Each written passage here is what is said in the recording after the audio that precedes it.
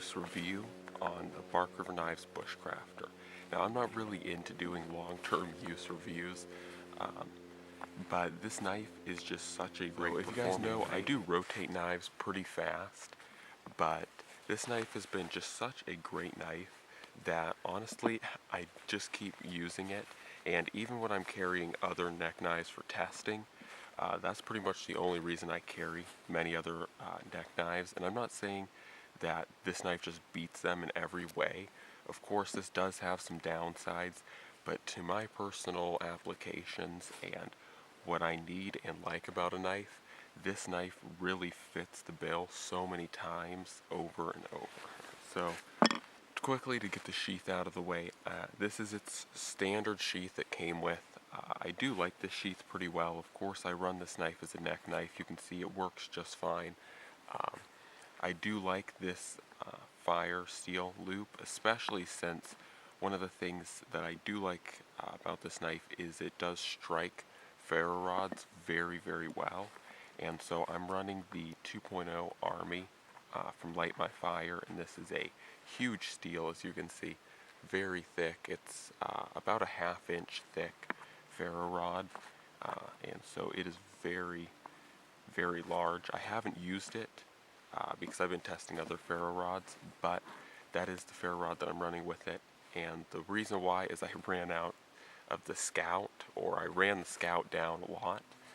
So other than the sheath and the nice fact that it does carry a ferro rod, what I like about the knife is its size and its blade steel.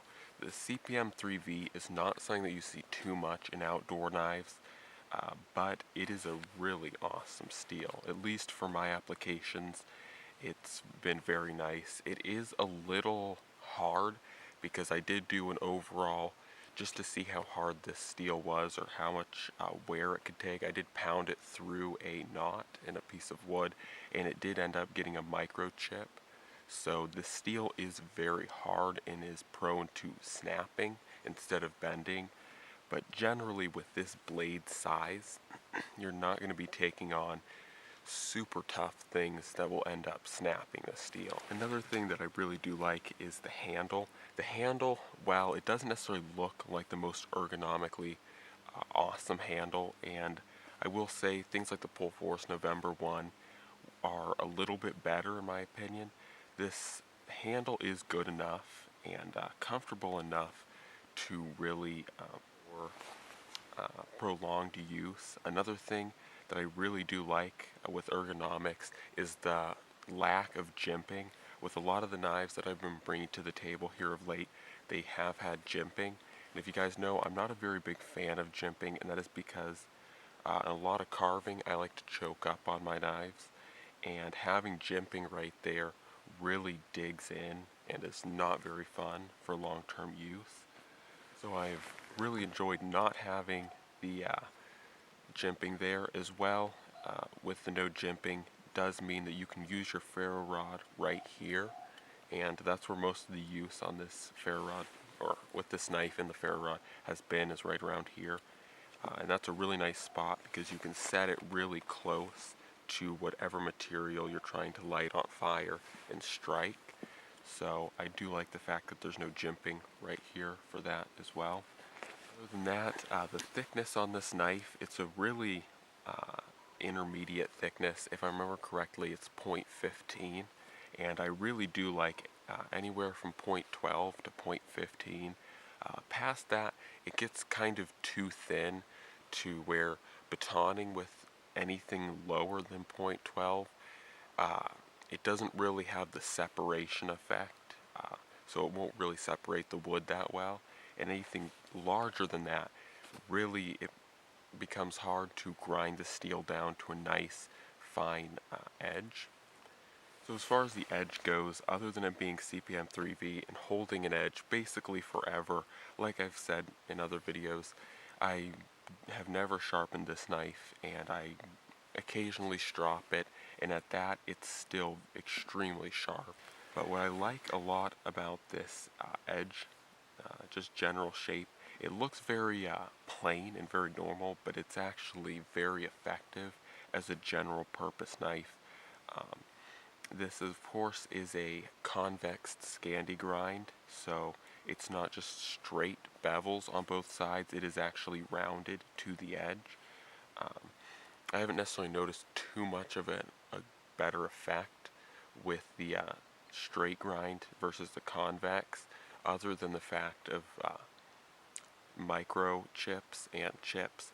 If you just have a flat zero grind, especially with CPM 3V, you will have a lot of chips in your edge, and I believe that's why Bark River went with the convex Scandi, is because it's a lot more, there's a lot more material at the edge, it's a lot more resistant to breaking.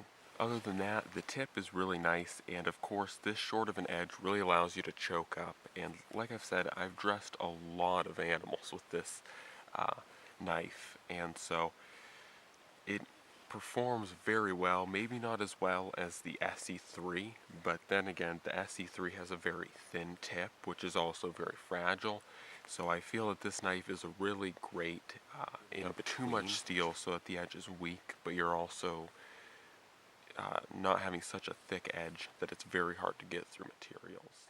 So I've really come to like this knife for dressing game animals, and once again, the CPM 3V is great for game animals because it doesn't get dull very fast, so it allows you to dress larger game like deers, which unfortunately we don't have up here, but in other places there are deer, and I'm guessing, because I haven't done it, but I'm pretty sure you could dress out an entire deer with this knife, maybe needing to sharpen it once, but probably not, depending on how much bone contact you come in with.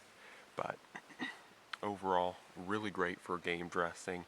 And then, like I said, it can come right back to making crafts, very fine crafts, very easily and very comfortably. And so, lastly, with batoning, like I said, this thickness is really kind of optimal for batoning with a knife of this size. So long as you don't hit any knots or try and drive it through knots, you shouldn't have any problems with the edge breaking.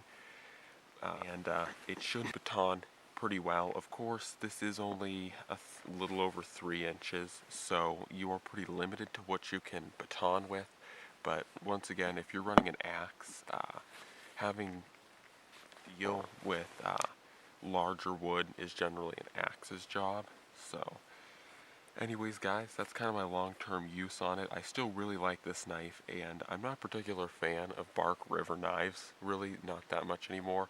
I don't really like them. Their customer service is not extremely great, but I have to say this knife was very well thought out, and it just goes to show in the performance every step of the way that this knife was not just thrown together like so many other Bushcrafter. Actual thought put behind this knife and the design, from the grind to the tip to the handle to the steel choice. Of course, there are many different handle variations. That's one of Bark River's specialties.